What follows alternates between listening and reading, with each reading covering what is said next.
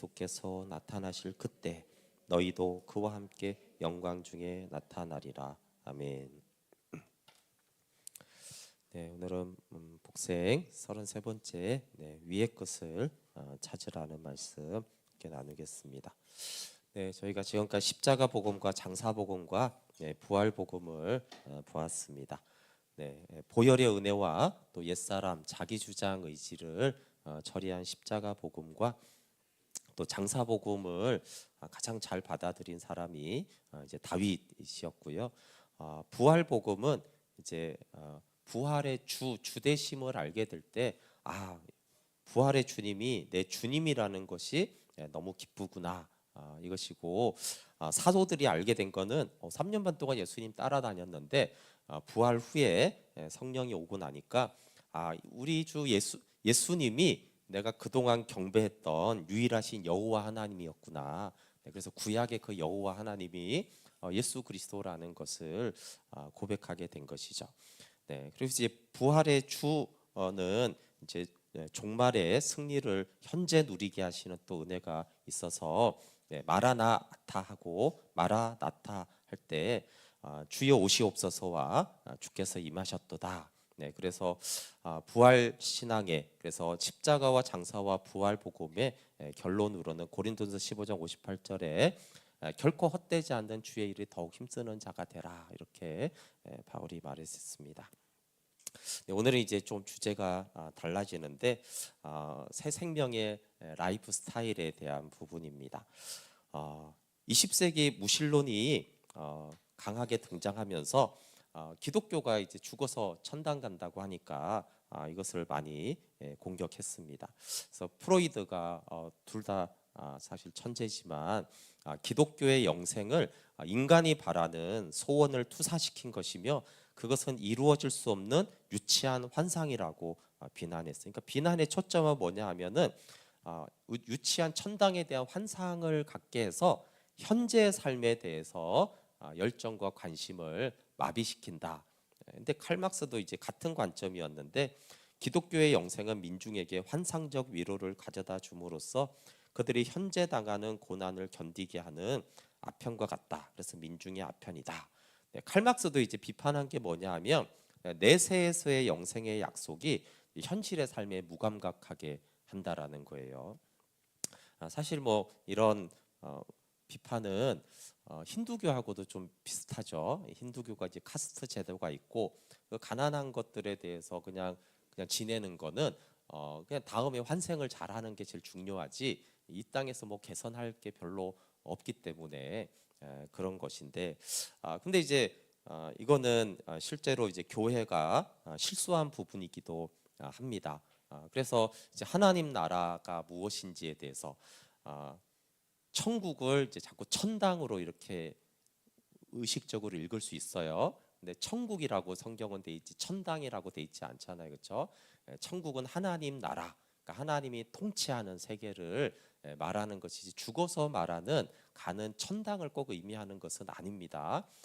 그래서 이제 영생과 하나님 나라가 같은 것인데 그러면 이제 실제로 성경은 물론 죽어서 가는 천당이 분명히 있습니다. 그렇지만 성경이 훨씬 강조하는 것은 영생의 현재성을 훨씬 더 강조하고 그 영생의 현재성을 누리다가 그러니까 이제 우리의 육신이 죽으면 이제 그걸 자는 것이고 온전한 부활의 몸으로 들어가는 것을 말씀하고 있는데 우리 선배들이 천당을 좀 많이 강조하게 되었어요.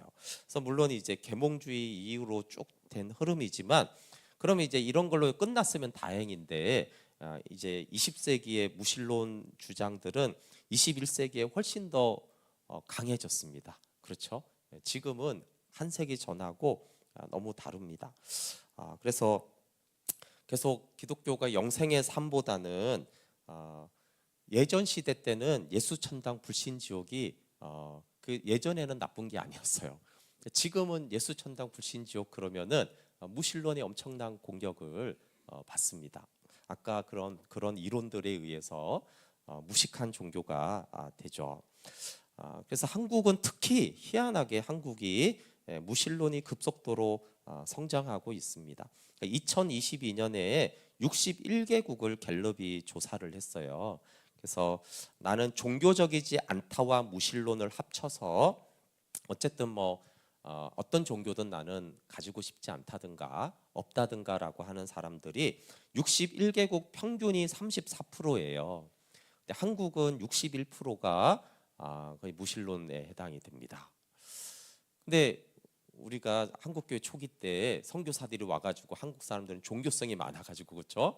그래서 막 새벽기도도 하고 철야기도도 하고 막 이런다고 했는데, 그래서 한국 사람들은 원래 종교성이 많다라고 생각을 했는데 지금은 이제 세계 61개국 평균보다 한국이 훨씬 높습니다. 그래서 서울대 종교학과 교수도 근데 특별히 한국 20대는 심하다. 20대는 이제 80%가 무신론이고 자기가 서울대에서 이렇게 조사를 해보면 거의 90%가 무신론이다.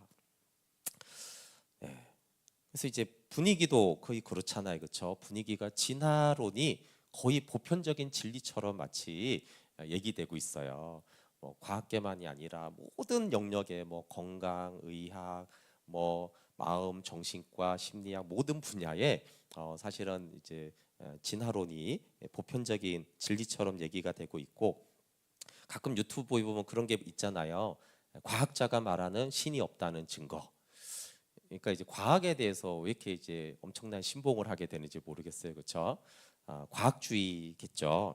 네, 근데 얼마 전에 그 연대 물리학과 교수님인데 이제 평신도인데 목회를 하시는 분이 나와서 그렇게 말하더라고요. 그래서 연대 교수면은 물리학과 교수면 무식하지 않잖아요, 그렇죠?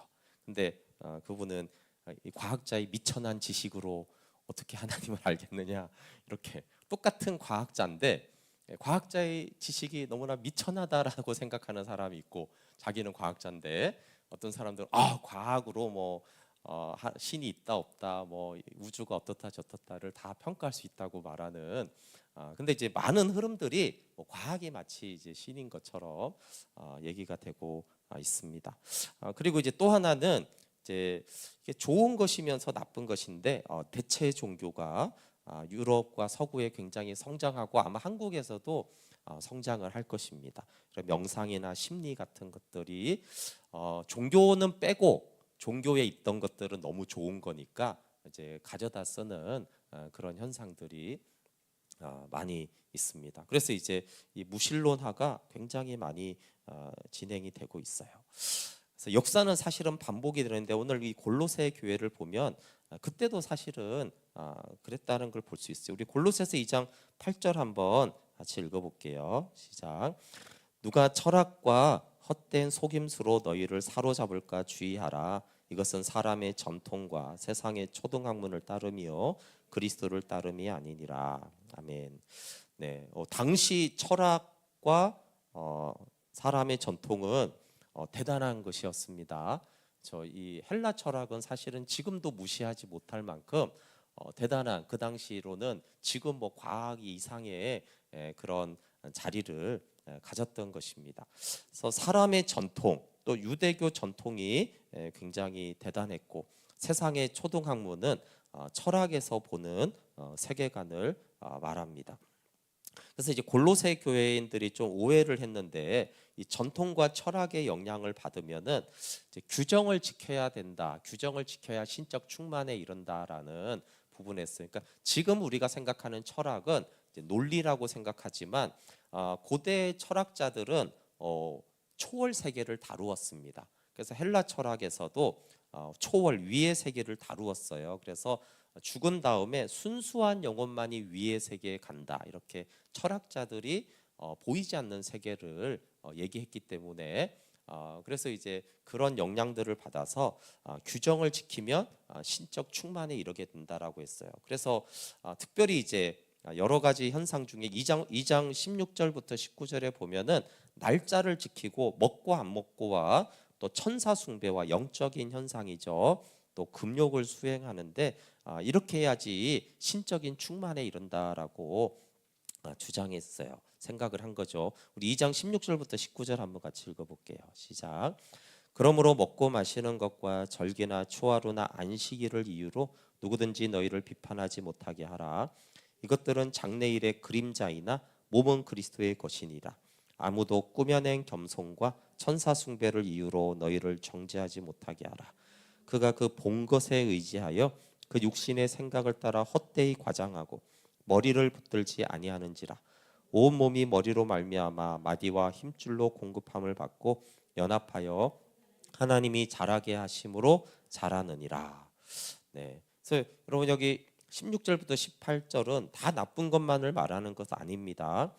그런데 19절의 결론이 뭐냐 하면 근데 뭐 규례를 지키는 것이나 뭐 영적인 체험을 하는 것이나 다 있을 수 있는데 그게 머리를 붙들지 아니하면 문제라는 거예요. 그래서 머리를 붙들지 않고 무슨 체험을 했다. 머리를 붙들지 않고 어떤 규례를 열심히 지켰다. 머리를 붙들지 않고 굉장히 겸손하다. 그런 것들은 하나님의 영광에 이르지 못하는 것을 말합니다. 그래서 여기서 머리는 당연히 예수 그리스도를 말하는 것인데 머리를 붙들고 그다음 이제 교회에 대해서 교회를 통해서 어떻게 머리를 붙드는지를 말씀하면서 그러면 신성의 모든 충만이 어디 있냐 하면은 왜 머리를 붙들어야 하냐면은 그 머리 대신 예수님 안에 모든 충만이 다 있기 때문에라고 말하는 것이죠. 우리 2장 9절 10절 한번 그 앞에 가서 읽어볼게요. 2장 9절 10절 시작. 그 안에는 신성의 모든 충만이 육체로 거하시고 너희도 그 안에서 충만하여졌으니 그는 모든 통치자와 권세의 머리시라. 네, 머리를 붙들면 우리가 그 안에 거하게 되면 어떻게 돼요? 너희도 그 안에서 충만하여진다. 예, 그 안에 있을 때, 그 안에 거할 때 충만해지는 것이죠. 규정은 문제가 아닙니다. 다만 신앙의 모든 규례와 행위의 목적은 머리를 붙들기 위함이어야 돼요. 그래서 내가 이 행위를 통해서 머리를 붙드는 것이면은 그 행위는 당연히 해야 되는 거죠. 어떤 영적 체험을 통해서 내가 머리 대신 주님 안에 거하게 되면 그것은 해야 되는 것이에요. 그때 우리가 충만해집니다. 근데 이제 율법의 규례나 영적 체험이 머리를 붙들게 하는 도구임을 잘 모르고 그 자체를 자꾸 우리는 자꾸 그런 연약한 존재예요. 그래서 머리를 붙들게 하는 도구임을 모르고 그 자체에 주목하는 현상. 바벨론이 예루살렘을 멸망시킬 때 바벨론은 하나님 심판의 도구인데 도구에 주목할 게 아니라 그 도구를 사용하시는 하나님을 봐야 되는데 근데 이제 바벨론에 주목하는 경우 그렇죠. 어떤 영적 체험은 머리를 붙들게 하는 도구인데 그 영적 체험 자체에 이제 주목하게 되는 경향이 골로새 교회에 많이 있었고 철학과 세상의 많은 학문들이 그런 것들도 되었어요. 마찬가지죠. 철학과 학문이 나쁜 게 아닙니다. 그게 머리를 붙들게 하는 도구가 되면 좋은 것인데 그냥 철학을 붙들고 인문학을 붙들고 그냥 세상의 어떤 지혜를 이제 거기에 이제 붙드는 매달리는 현상이 문제인 것이죠. 이제 진짜 하고 싶은 말은 3장 1, 2절이거든요. 골로새서 3장 1, 2절 같이 한번 읽어보겠습니다. 시작. 그러므로 너희가 그리스도와 함께 다시 살리심을 받았으며 위의 것을 찾으라. 거기는 그리스도께서 하나님 우편에 앉아 계시느니라. 위의 것을 생각하고 땅의 것을 생각하지 말라. 네. 그러므로 이렇게 하면서 앞에 거는 좀 하지 않아야 될 것에 대한 것이고 그러면 우리가 해야 될 게 뭐냐 하면 위의 것을 찾는 거예요. 그리스도와 함께 살리심을 받았으면 즉 영생을 얻었으면 위의 것을 찾으라. 근데 그 위가 어디인지를 말하죠. 거기는 하나님 보좌 우편에 앉아 계신 그리스도다. 보좌 우편에 계신 그리스도가 있는 거기를 찾아야 된다. 2절은 반복이죠. 위의 것을 생각하고 땅의 것을 생각하지 말라. 그 2장에 있었던 것이 땅의 것이고 이제 위의 것을 생각하라 이렇게 하고요. 찾으라라고 했을 때 위의 것을 찾으라고 했을 때 여기도 이제 현재 명령형이 쓰여졌어요. 그래서 한 번 찾는 게 아니고 계속해서 찾고 또 찾아라 이런 뜻입니다.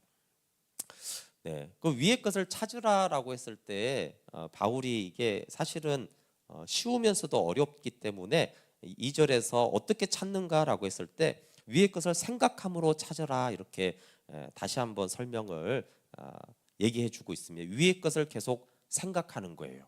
근데 위의 것을 우리가 어떻게 생각하죠? 보좌 우편에 계신 그곳 그리스도 하늘 그걸 우리가 어떻게 계속 생각을 하냐 하면은 복음을 통해서만 거기를 생각할 수 있어요. 그러니까 복음의 목적이 우리가 생명이다라고 할 때 같은 의미인데 위의 것을 우리는 바로 생각하지 못합니다. 그거는 굉장히 그냥 만약에 복음 없이 위의 걸 생각하면 그냥 뭐 전설이죠. 신화잖아요. 그렇죠? 근데 이제 복음은 그 위의 것을 가게 하는 길이고 휘장을 찢어서 그 길이잖아요. 그렇죠? 그래서 복음을 통해서 위의 것을 생각할 때 그 위가 내 안에 실제가 되기 때문에 복음을 통해서 그 위의 것을 생각할 수 있어요. 그래서 복음을 통해서 복음 자체가 아니라 복음을 통해서 위의 것을 찾고 위의 것을 생각하라 그렇게 말하는 것이죠. 그리고 그 한 가지 방법이 말씀을 묵상하는 것입니다. 그러면서 이제 1, 2절이 위의 것을 찾으라 그러면서 왜 찾아야 되는지를 한 번 더 말을 하거든요. 거기 왜 찾아야 하냐면은 거기가 우리 집이라는 거예요. 우리 나라라는 거죠. 우리의 신분, 우리의 소속입니다. 3, 4절 한번 같이 읽어볼게요. 시작. 이는 너희가 죽었고 너희 생명이 그리스도와 함께 하나님 안에 감추어졌습니다. 우리 생명이신 그리스도께서 나타나실 그때 너희도 그와 함께 영광 중에 나타나리라. 아멘. 네, 우리 집은 지금 집들 다 아시죠? 집에 집 몇 개 있는지 아시죠? 그리고 뭐 주부들은 그 옷이 어디 있고 물건이 어디 있고 주방에 뭐가 있는지 다 알잖아요, 그렇죠? 그러니까 내가 거기 내가 살기 때문에 거기를 알아야지 사용하고 누리는 거잖아요, 그렇죠? 그러니까 그러면 왜 찾아야 되냐면은 너희가 죽었고 땅에 속한 생명은 죽었고 너희 생명이 그리스도와 함께 하나님 안에 감추어졌다. 그러면서 우리 생명이신 그리스도께서 나타나실 때 너희도 그와 함께 영광 중에 나타나리라. 사실 이 말씀은 사실은 되게 쉬우면서도 굉장히 어려운 말씀이에요. 이제 어려운 말씀이라는 거는 하나님 안에 있다. 그리고 예수님이 내 생명이다. 4절 앞에 보세요. 우리 생명이신 그리스도. 내 생명이 있잖아요. 그렇죠? 지금 내 생명이 있잖아요. 근데 우리가 하루 종일 살아가면서 나라고 생각하는 내 생명이 있는데 근데 바울은 우리의 생명은 그리스도라는 거예요. 이거 되게 놀라운 말씀 아닙니까? 우리의 생명은 그리스도라는 거예요. 근데 이제 쉽게 보면은 당연히 이제 영접해서 주님이 내 안에 있고 내가 주님 안에 있잖아요, 그렇죠? 그러니까 그리스도와 함께 있어요. 근데 그리스도는 어디 있냐면 하나님 안에 있잖아요, 그렇죠? 그러니까 내가 그리스도와 함께 있으니까 그리스도가 하나님 안에 있으니까 나도 하나님 안에 감추어졌다. 그래서 이 감추어졌다 이런 표현을 통해서 약간 좀 이제 바울이 좀 신비하게 말하는 거예요. 왜냐하면 이제 4절 때문인데 우리의 생명이신 그리스도가 예수님이 내 생명이 어느 정도 생명이냐라고 말하는데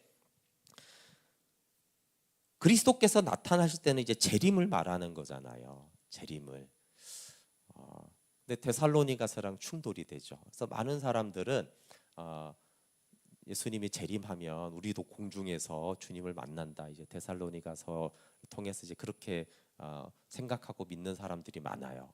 근데 골로새서에서는 똑같은 바울이 쓴 건데 바울이 뭐라고 하냐면 주님이 재림할 때 우리가 어떻게 돼요? 우리도 같이 재림해요. 왜 그래요? 우리가 그리스도와 함께 하나님 안에 있으니까 우리는 그리스도 안에 있고 그리스도와 함께 있고 그리스도와 함께 하늘에 있어.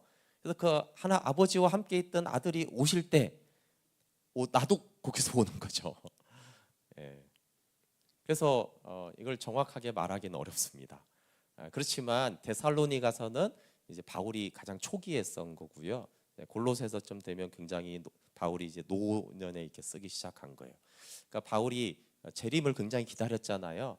그래서 재림을 주님 빨리 오시면 내가 맞이해야지 이렇게 이제 가졌다가 더 바울도 신앙이 자라거든요.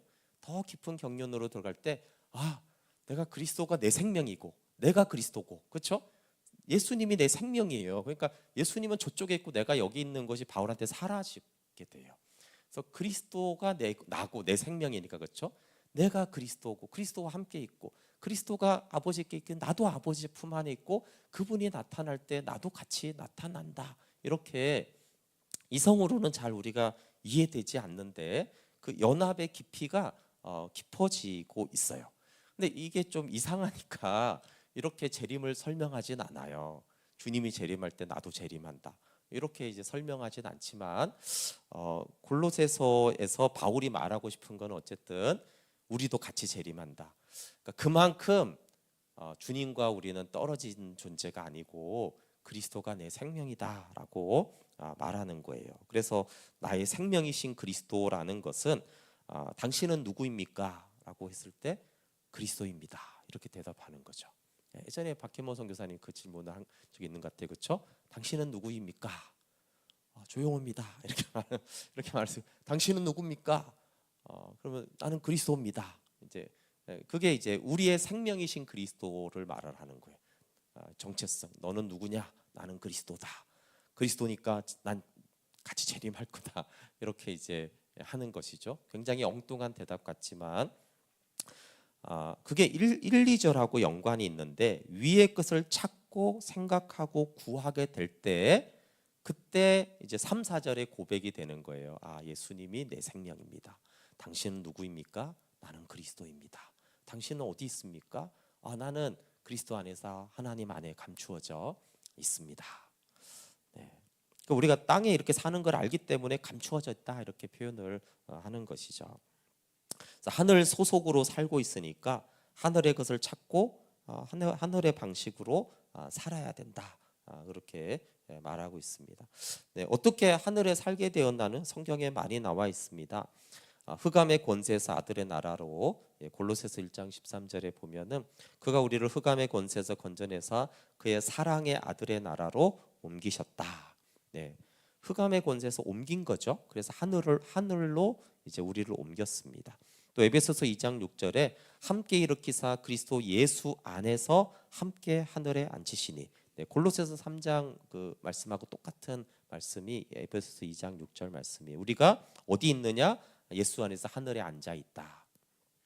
그래서 보통은 우리가 하늘에 가야 된다 이렇게 말을 하지만 에베소서나 골로새서는 이미 우리가 하늘에 있다, 보좌 우편에 있다, 굳이 와야 된다면 가는 게 아니라 오는 거다, 이렇게 이제 골로새서가 말을 하죠. 네, 어느 정도로 그러면 하늘에 있느냐? 네, 그래도 이제 하늘에 있다니까 우리가 땅이 본업 같고 하늘에 잠깐 우리가 여행 갈 때처럼, 그렇죠? 베트남, 미국, 프랑스 갈 때처럼 잠깐 거기 갔다 올 수 있잖아요. 그렇게 이제 이해를 할까봐 빌립보서 3장 20절에는 이렇게 말해요. 같이 한번 읽어볼게요. 시작. 그러나 우리의 시민권은 하늘에 있는지라 거기로부터 구원하는 자 곧 주 예수 그리스도를 기다리노니. 네, 우리는 하늘의 시민권자라는 거예요. 여행하고 방문하고 그게 아니라 아주 합법적인 시민권자고 거기가 거주지다라고 말하면서, 그래서 우리가 하늘에 있다라는 것들은 잠깐 있는 것이나 여행하는 그런 개념이 아니라 거기가 우리의 시민권이다라고, 영원한 시민권이죠. 네, 그럼 이제 아들 안에 거함으로 하늘의 시민권자와 자아 생명이 내 생명이 아니라 예수 생명이 내 생명이라는 진리를 근데 이제 아는 게 어렵습니다. 그러니까 아까 말한 대로 바울 서신을 이렇게 쭉 보면은 바울이 이제 사실은 그 고백이 좀 달라집니다. 모든 사람들이 깊어져요. 예전에 제가 부활 복음을 할 때 사도 요한을 말했잖아요, 그렇죠? 물론 공생애 때 사도 요한이 예수님을 너무 사랑했고 부활의 주님을 만나서 사도행전에 놀랍지만 계시록에 가서 만나는 그 주님은 점점 깊어지는 거예요. 그래서 사도들이라고 해서 한 큐에 이렇게 모든 진리를 다 아는 게 아니고요. 사도들도 꼭 속사람이 계속 자라가요. 그래서 바울도 이제 그렇게 되는 것들을 알 수가 있어요. 왜냐하면 이제 성령이 알게 하는 것이기 때문에 그렇죠. 그래서 그것들을 이제 진리가 내 것이 되게 하는 그날은 성령이 알게 합니다. 요한복음 14장 20절 같이 한번 읽어볼게요. 시작. 그날에는 내가 아버지 안에, 내가 내 안에, 내가 너희 안에 있는 것을 너희가 알리라. 네. 그러니까 그날 성령이 오셔서 가르치는 그날에 하나는 뭐예요? 내가 아버지 안에, 그러니까 아버지와 아들의 관계를 알게 돼요. 그러니까 삼위 하나님을 아는 것도 성령이 오시면 아버지와 아들이 그런 교제를 누렸구나. 두 번째는 너희가 내 안에, 내가 너희 안에 있는 이것을 너희가 알리라, 이렇게 말씀하셨어요. 그래서 성령님이 하시는 일이 믿는 자를 하나님과 연합하게 하고, 그리고 연합되었다라는 걸 알게 합니다. 네, 디도서 3장 6, 7절도 같이 한번 읽어볼게요. 시작. 하나님께서 우리 구주 예수 그리스도를 통해 우리에게 이 성령을 풍성히 부어주셔서 우리가 하나님과 올바른 관계를 맺게 하셨습니다. 이 모든 것이 하나님의 은혜입니다. 하나님께서 우리에게 성령을 주심으로 이제 우리가 그토록 소원하던 영원한 생명을 누리게 된 것입니다. 네, 영원한 생명은 믿음으로 우리가 얻지만 이걸 누리게 되는 것은 성령이 하시는 일이다, 이렇게 말씀하세요. 그래서 연합을 알게 되는 것은 우리가 말씀을 사실은 많이 듣거나 이해력으로 알지 못합니다. 그래서 우리가 예수님과 내가 하나구나, 예수님 못 박힐 때 내가 못 박혔구나, 이런 지식은 이성적인 지식이 아니라 성령이 알게 하시는 거예요. 왜냐하면 성령님만이 그날에 내가 알게 하겠다라고 하기 때문이죠. 네, 성령이 알게 하시기 때문에 주님도 기도해 주셨어요. 요한복음 17장 24절 한번 같이 읽어볼게요. 시작. 아버지여, 내게 주신 자도 나 있는 곳에 나와 함께 있어. 아버지께서 창세전부터 나를 사랑하심으로 내게 주신 나의 영광을 그들로 보게 하시기를 원하옵나이다. 네, 기도를 하는 이유 중에 하나가 우리 힘으로 안 되기 때문에 우리가 기도를 하잖아요, 그렇죠? 그러니까 하나님의 도움이 필요하다라는 거예요. 그러니까 아들에게 주신 영광은 이미 주어졌어요. 이게 예수님이 무슨 기도를 하냐면은 영광을 주라고 기도하는 게 아니고요, 준 영광을 보게 해달라고 기도하는 거예요. 그러니까 주님이 내 안에, 내가 주 안에 있게 해달라고 기도하는 게 아니고요, 이미 그렇게 하셨는데 그걸 알게 해달라고 기도하는 거거든요. 그러니까 이미 아들 안에 있는데 아들 안에 있음을 알아서 좀 그 영광을 보게 해달라고 기도하는 거예요. 왜냐하면 성령님이 알게 하시기 때문에 그게 성령님이 알게 해달라고 하는 거예요. 그래서 우리가 이미 이루어진 건데도 모르는 것은 우리의 보편적인 현상이죠. 그래서 과학이라는 게 사실은 없는 거를 발견하는 게 아니라 이미 이루어졌는데 그걸 알게 되는 거예요, 그렇죠? 이미 중력이 이렇게 작용하고 있는데 중력이 이렇게 작용하고 있구나, 그걸 알게 된 것이 이제 과학적인 발견이잖아요. 그러니까 우리는 이미 이루어지고 있는데 모르는 게 엄청 많아요. 그건 사실 인류의 역사가, 과학이라는 게 그걸 지금도 그걸 발견하고 있는 거잖아요. 과학은 없는 거를 만들어내는 건 불가능하고 이미 있는데 이게 이렇게 작동하고 있습니다. 이제 빛이 원래 휘어졌는데 중력에 의해서 이렇게 휘어지는 걸 발견했습니다. 이제 그게 이제 몰랐다가 이미 있는 현상을 알게 되는 거잖아요, 그렇죠? 그러니까 영적인 것도 마찬가지인데 이미 있는 것인데 기도하는 거죠. 하나님 그것을 알게 해달라고. 사실과 진리를 모르는 것은 보편적입니다. 그래서 우리가 기도를 하는 이유는 모르는 걸 알아야지 기도합니다. 여러분, 소크라테스가 되게 똑똑한 사람입니다. 소크라테스가 자기가 똑똑한 걸 어떻게 알았는지 혹시 아십니까? 소크라테스가 사람들하고 많이 얘기해보고 자기가 좀 똑똑하다는 걸 알았어요. 왜 똑똑하다는 걸 알았냐면 사람들하고 많이 대화해 보니까 사람들은 자기가 모른다는 걸 모르더래요. 소크라테스는 자기가 모른다는 걸 알고 있었어요. 그 차이 때문에 내가 좀 똑똑하구나. 그래서 소크라테스가 상담을 해주면서 사람들을 많이 깨우치는데 그게 뭐냐 하면은 모른다라는 걸 네가 모른다라는 거를 알게 해주는 걸 썼어요. 이거 농담이 아닙니다. 이게 소크라테스가 했던 아주 중요한 사람들을 깨우치는 지혜를 주는 방법이었어요.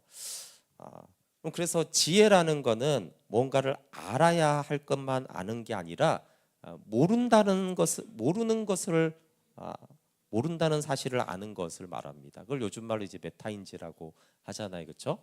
그래서 소크라테스가 하고자 한 것은 있는 그대로를 아는 거예요. 그래서 너 자신을 알라라고 한 건 사실은 영적인 거하고 똑같은데 우리가 있는데 내가 나를 너무 모르더라, 이게 이제 철학의 소크라테스가 생각한 거고, 근데 영적으로 좀 비슷한 거는 우리가 영적으로 이미 있는데 바울이 말하는 건 모른다 이거예요.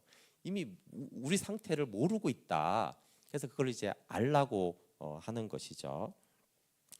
네, 그래서 복음의 성취를 알기 위해서는 복음을 듣는 것도 당연히 중요한데 성령님께 도움을 구해야 돼요. 왜냐 이미 이루어진 걸 못 보고 이미 이루어진 상태를 모르기 때문에 그래서 이제 주님도 기도한 것이죠. 네, 오늘 위의 것을 찾으라고 했기 때문에 위의 것을 찾는 것을 굉장히 강조한 성경이 히브리서예요. 그래서 구속의 은총을 힘입어 하나님께 나아가게 하는 위의 것을 어떻게 찾는가를 잘 설명해 주고 있습니다. 히브리서 10장 19절부터 22절 한번 같이 읽어볼게요. 시작. 그러므로 형제들아 우리가 예수의 피를 힘입어 성소에 들어갈 담력을 얻었나니 그 길은 우리를 위하여 휘장 가운데로 열어놓으신 새로운 살 길이요 휘장은 곧 그의 육체니라. 또 하나님의 집 다스리는 큰 제사장이 계심에 우리가 마음의 뿌림을 받아 악한 양심으로부터 벗어나고 몸은 맑은 물로 씻음을 받았으니 참 마음과 온전한 믿음으로 하나님께 나아가자. 네, 위의 것을 생각하라고 이제 골로새서가 말했잖아요. 그래서 아까 제가 복음을 통해서 위의 것을 생각하는 건데 그걸 이제 히브리서가 설명하고 있는 거예요. 여기서 말하는 성소는 하늘 성소를 말하잖아요, 그렇죠? 그러니까 그 위에를 찾는데 거기를 들어가라 이렇게 말하면서 어떻게 들어가느냐라고 했을 때 예수님이 휘장을 지은 그 십자가 복음을 통해서 또 보혈의 그 능력을 힘입어서 하나님께 나아가자, 거기를 찾으라 이렇게 말하고 있습니다. 네, 이제 우리 히브리서를 좀 찾아보실래요? 히브리서를 좀 찾아서 히브리서 9장 14절을 함께 같이 읽겠습니다.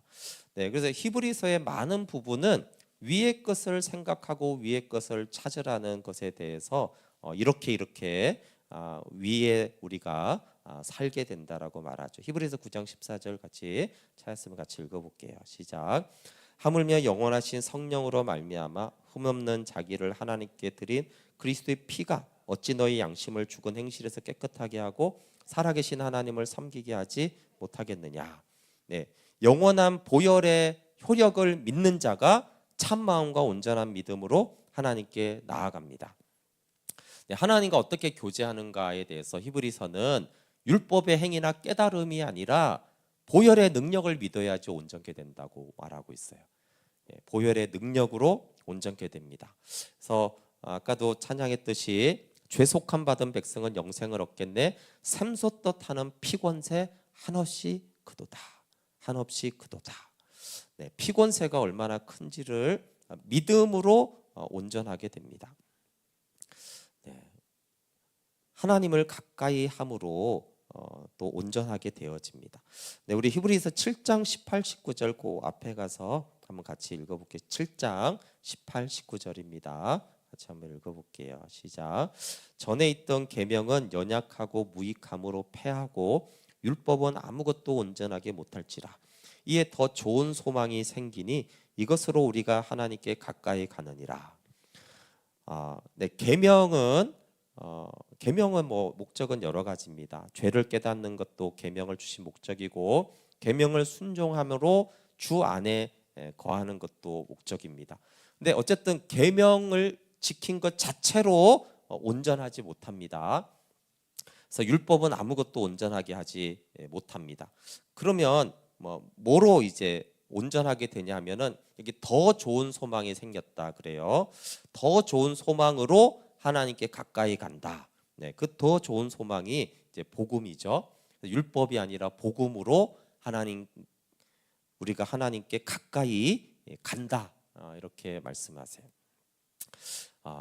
근데 이제 아까도 말했듯이 이미 이루어진 것들을 아는 게 복음을 아는 것이고 생명을 얻는 것입니다. 그래서 히브리서 10장 14절에 보시면 이미 우리는 온전하게 됐어요. 히브리서 10장 14절 같이 한번 가서 읽어볼게요. 시작. 그가 거룩하게 된 자들을 한 번의 제사로 영원히 온전하게 하셨느니라.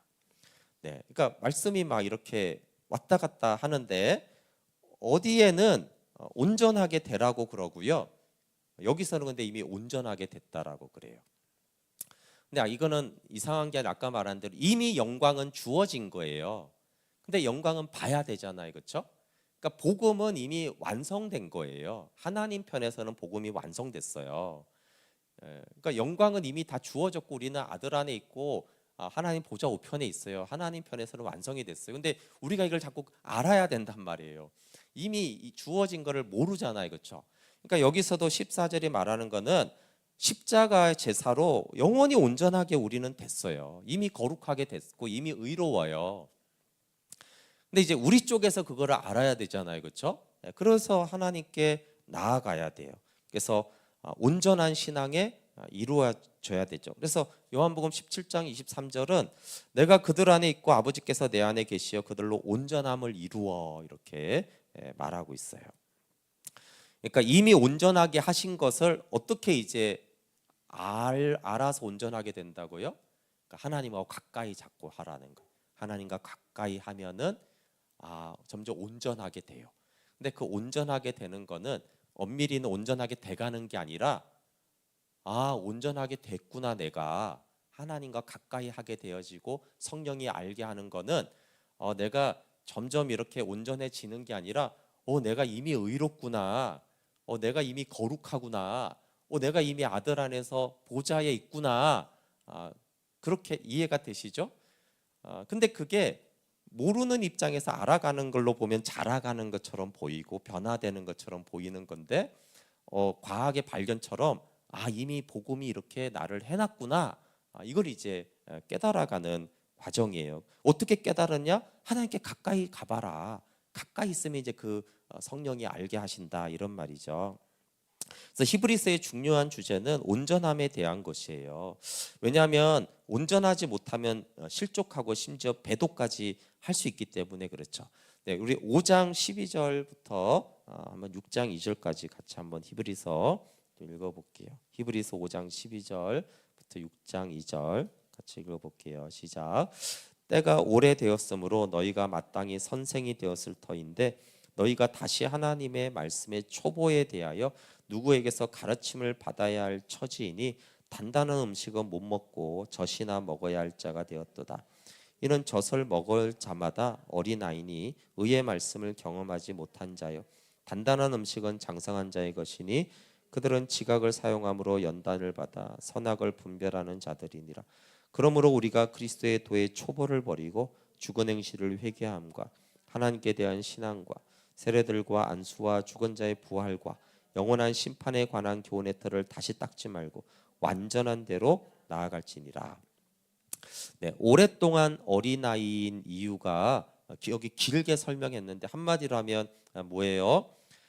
생명의 교제로 하나님 가까이 해가지고 복음이 이루은 것들을 계속 알아가는 게 아니고 그냥 행위만 열심히 하면은 계속 영적인 어린아이가 된다라는 거예요. 그래서 도의 초보가 전부인 줄 알고 반복하지 말라고 그럽니다. 네. 과거의 은혜가 너무 크기 때문에 그걸 계속 반복해야 된다라고 생각하는 경우들이 있습니다. 그래서 히브리서가 이제 확실하게 처방하는 것들은 하나님께 나아가서 온전하게 된 것을 알고 누리라고 하는 거죠. 우리 그래서 그 앞에 3장 13, 14절 한번 같이 읽어볼게요. 3장 13, 14절 시작. 오직 오늘이라 일컫는 동안에 매일 피차 권면하여 너희 중에 누구든지 죄의 유혹으로 완고하게 되지 않도록 하라. 우리가 시작할 때 확신한 것을 끝까지 견고히 잡고 있으면 그리스도와 함께 참여한 자가 되리라. 아멘. 네, 그래서 복음은 결코 기초 단계가 아닙니다. 시작할 때 확신한 그 복음을 통해서 하나님 안에 거하는 것을 끝까지 붙잡고 생명을 얻어야 합니다. 네, 말씀을 정리하면 위의 것을 찾으라 이렇게 이제 시작을 했어요. 위의 것을 생각하라. 왜냐하면 우리가 하나님 안에서 그리스도와 함께 거기 있기 때문이다 그랬어요. 어떻게 거기 있습니까?라고 했을 때 이제 히브리서가 굉장히 많은 분량을 통해서 거기로 나아가고 거기로 가까이 하고 거기에 이르는 것들을 하고 거기를 붙잡아야 되는 것에 대해서 말씀하고 있어요. 네, 그래서 내가 위의 것을 가졌으니까 위의 것을 얻어야 됩니다. 지난주에 박희모 선교사님이 이제 은혜, 순종, 제사장 나라 이렇게 세 단계를 말했어요. 근데 은혜가 오늘 주제죠. 위의 것을 찾고 생각하는 것이 은혜의 영역이에요. 그렇죠? 그래서 그 위의 것을 우리가 찾고 발견하고 하나님을 가까이 하고 이미 복음이 이룬 것을 내가 알게 되는 게 은혜 받았다라고 하는 거거든요. 근데 이제 제가 말씀을 들으면서 다 아는 얘기잖아요, 그렇죠? 다 아는 얘기인데 뭘 모르죠 우리가? 네. 그 은혜의 영역이 얼마나 중요한지를 잘 몰라요. 네, 저도 그랬는데 그게 너무 중요하기 때문에 거기에 에너지를 훨씬 투자해야 되고 거기를 서로가 도와서 은혜를 받게 하고 위의 것을 찾고 구하게 해야 되는데 그 퍼센테이지가 저는 이제 우리가 많이 놓쳤다고 생각을 해요. 그래서 은혜를 30, 30, 40으로 놓을 거냐, 네, 95, 5 이렇게 놓을 거냐, 여기에서 저도 그렇고 한국교회 다수가 놓치는 것은 위의 것을 찾고 구하고 이미 이루어진 그 복음을 보고 알고 깨닫는 것에 에너지를 되게 적게 투입을 해요.